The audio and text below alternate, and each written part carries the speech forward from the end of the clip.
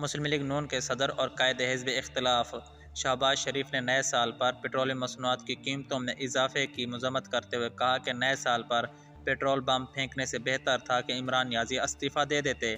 انہوں نے کہا کہ دنیا میں حکومتیں تہواروں پر اشیاء سستی کرتی ہیں، عمران نیازی نے مہنگائی کا بم گرا دیا۔ شہباز شریف نے کہا پی ٹی آئی حکومت کو عوام کی سال نو پر خوشی بھی برداشت نہیں ہوئی۔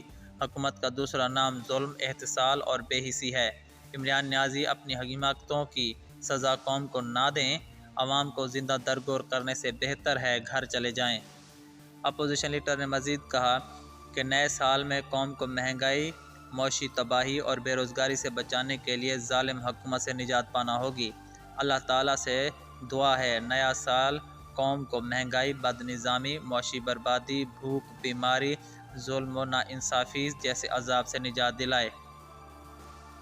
دوسری جانب chairman Peoples Party Bilawal Bhutto نے کہا کہ عمران خان نے 2021 کو خوشحالی کا سال ہونے کا دعویٰ کیا تھا، اب تو 2022 آ گیا، خوشحالی کا وہ دعویٰ کہاں گیا؟